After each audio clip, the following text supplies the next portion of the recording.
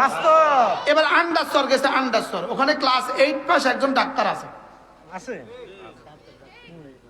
উনি ডাক্তার, দাঁতের ডাক্তার অথবা অন্য কোনো ডাক্তার, উনি 8 পাস আছে না নাই বলে, উনি ওনাকে বলতেছে ভাইয়া পান ক্ষতিকর, আপনি আর জীবনে কখনো খাবেন না।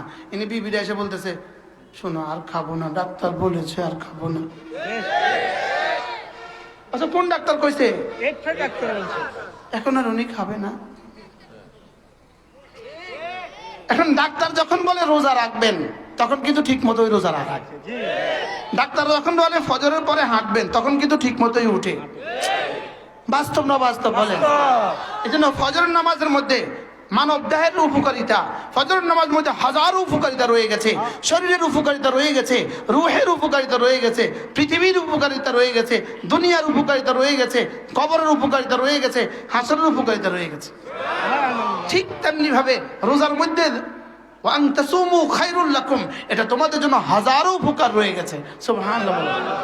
আপনি দেখে দেখবেন চিটং থেকে একটা গাড়ি রওনা দিছে, চিটং থেকে একটা ট্রাক রওনা দিছে, কক্সবাজার থেকে রওনা দিছে, মাল নিয়ে যাবে, ফোর্ট থেকে রওনা দিছে, এটা মাল নিয়ে যাবে দিনাজপুর। এটা মাঝে মাঝে এটা দাঁড়ায়, দাঁড়াইয়া বডির ওই ডালাটারে উল্টে রাখে।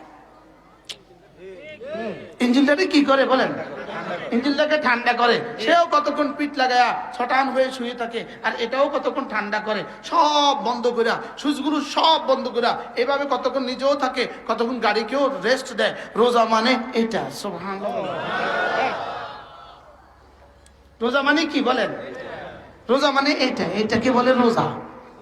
11টা মাস কুলু ওয়াশরাবু, খাও পান করো, দিনেও খাও, সকালেও খাও, দুপুরেও খাও, রাতেও খাও, শুধু 1 মাস দিনের বেলা খেও না। সুবহানাল্লাহ বলেন। ও কেন খাবা না? প্রথম কথা আমার নির্দেশ, আমি দেখব কে আমার নির্দেশ পালন করে।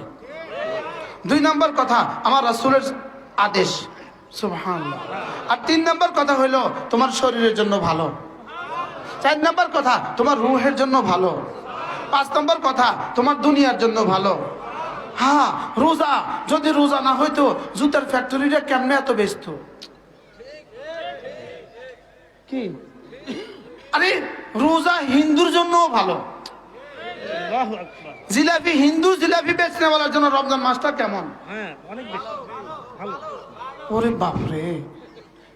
আর রিক্সাওয়ালার জন্য রোজা ভালো, অটোওয়ালার জন্য রোজা ভালো, গামছাওয়ালার জন্য রোজা কি? গামছাওয়ালার জন্য রোজা ভালো, খেজুরওয়ালার জন্য তো আরো ভালো, সোনা বুটওয়ালার জন্য তো আরো ভালো, পেঁয়াজওয়ালার জন্য তো আরো ভালো।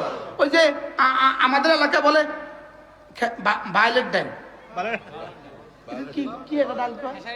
খেসারির ডাল, এটা 12 মাসে ঘোড়াও খায় না, রমজানের মাসে সবাই খায়। বাস্তব না বাস্তব? তাহলে রোজা আমার দুনিয়ার জন্য, আমার আখিরাতের জন্য কি পরিমাণ ভালো।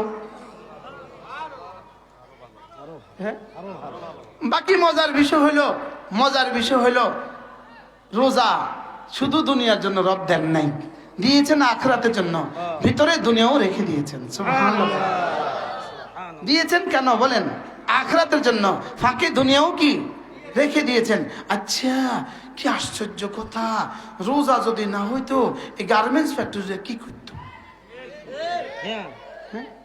11 মাসে যা বেচে রমজান মাসে তার চেয়ে বেশি বেচে।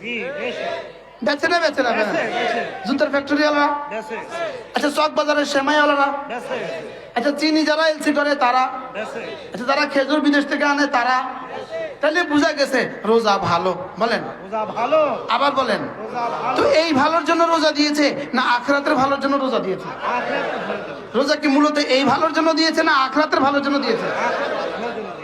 এখন আমাদের রোজা মানে কেমন আমি আপনাকে শুনাই। আমাদের রোজা দিয়েছে কেন? আখিরাতের জন্য। বলেন রোজা দিয়েছে কেন? তাহলে রমজান দিয়েছে কেন? রোজার জন্য। বলেন এবার রমজানের রোজা দিয়েছে কেন? কোরআনের জন্য। বলেন রমজানের রোজা দিয়েছে কেন? কোরআনের জন্য। রমজানের রোজা দিয়েছে কেন? মূল বিষয় হলো কোরআন। কোরআনের কারণে রমজান, রমজানের কারণে রোজা। বুঝেন না? বলেন কোরআন, রমাদান, রোজা। তাহলে কোরআন, রমজান, রোজা। এখন রোজা যেহেতু হয়ে গেল, শেষ দিন যখন খাবা, যেদিন আর রোজা থাকবে না ওদিন তো আমোদ ফুর্তি করো, ঈদ হয়ে গেল। কি হয়ে গেল? ঈদ হয়ে গেল। তাহলে কোরআনের কারণে রমজান, রমজানের কারণে রোজা, রোজার কারণে ঈদ। তাই সব মিলাইলে কোরআনের কারণে কি? ঈদ।